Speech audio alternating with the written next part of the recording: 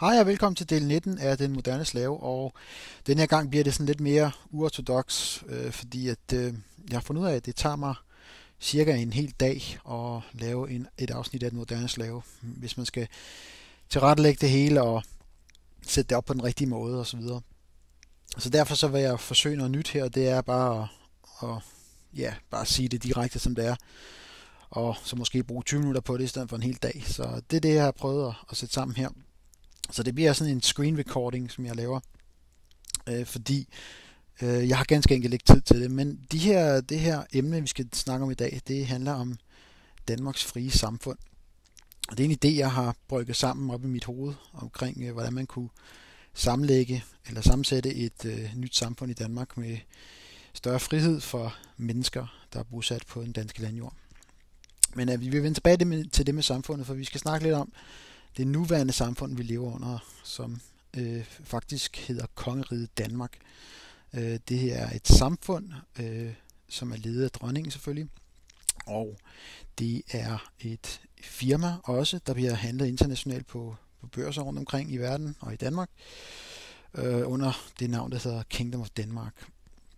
Men det har jeg også snakket lidt om før. Skal I tænke lidt om der er mere, jeg kan sige her, inden vi starter. Det her, der bliver en masse information her, og måske har du lyst til at se det nogle gange, før at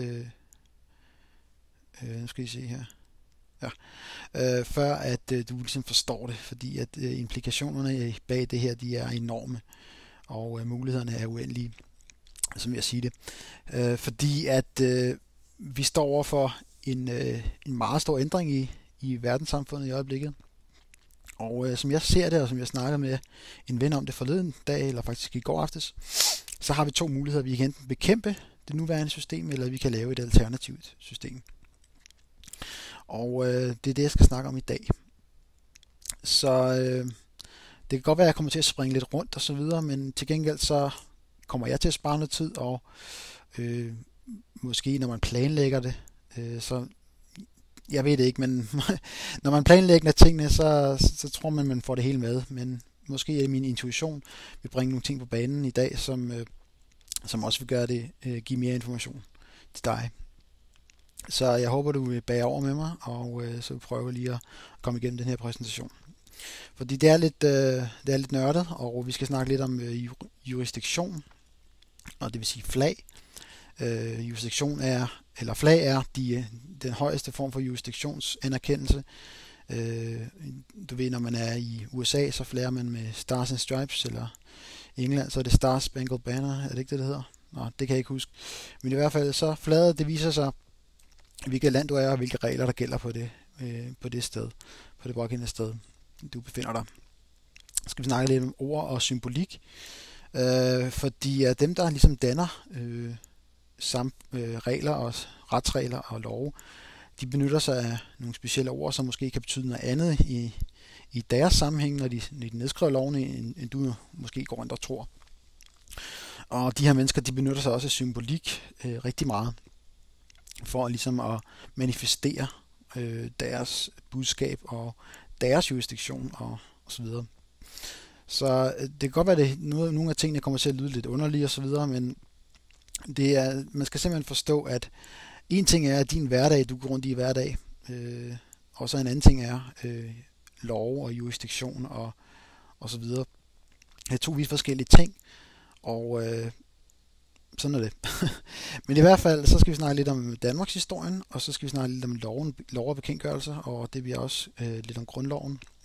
Så skal vi snakke lidt om, hvorfor man kunne danne et nyt samfund, og hvad fordelen er ved det. Men jeg synes simpelthen, at det her information var så vigtigt, og jeg har fundet nogle meget, meget, meget interessante ting til jer, som I kan begynde at undersøge. Og jeg er ikke nået til bunds i det, så det kan også godt være, at jeg har brug for lidt hjælp til noget research til resten. Men vi må se, om vi kan få dækket det hele af her. Men hvis vi starter lidt med lovens hierarki, så har jeg tidligere snakket om, at øverst i lovens hierarki, så har vi Gud. Og det kan godt være, at du ikke anerkender Gud, men det gør loven.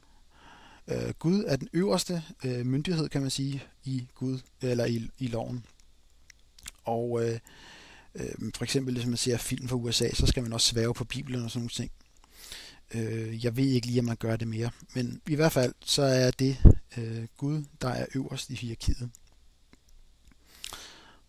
Og Bibelen er man kan sige, den første lovsamling, som i nyere tid, som vi stadig er på sin vis underkastet, og det vil sige de 10 bud osv. Så under Gud, der har vi så menneske, og det siger sig selv. Vi er mennesker og skabt af Gud, i hvert fald ifølge loven, i hvert fald ifølge Bibelen. Så det er også meget vigtigt at huske på. Under mennesker kan danne regeringer eller monarkier. Så det er jo noget, vi har skabt i mange sammenhænge i alle lande. Og regeringer og monarkier kan skabe fiktioner. Og fiktioner, det er en lidt sjov ting, fordi at en fiktion er for eksempel en person eller en virksomhed. Det vil sige, det er ikke noget fysisk som sådan, det er noget, der er nedskrevet på et stykke papir, og en person har et CPR-nummer, og en virksomhed har et CVR-nummer. I Danmark i hvert fald. Så det er ligesom lovhierarkiet. Så hvis du går rundt og tror, du er en person, så er du underlagt regeringens retsregler, som de også kalder lovgivning, hvilket jeg ikke synes, man bør kalde det, men det kalder de det. Men hvis du slår ordet lov op i en juridisk ordbog, så vil du også finde ordet retsregler. Det vil sige regler, du skal rette dig efter inden for det enkelte samfunds afgrænsninger. Så mennesker danner samfund, som er ledet af regeringer eller andre instanser. Men i hvert fald, det er meget vigtigt. Det kan også være, at vi kommer til at vende tilbage til den her del her, men det er ligesom kernen i det hele her. Så hvis vi går lidt videre her, så har vi nogle... Jeg får fjerne det her, så du kan se lidt bedre.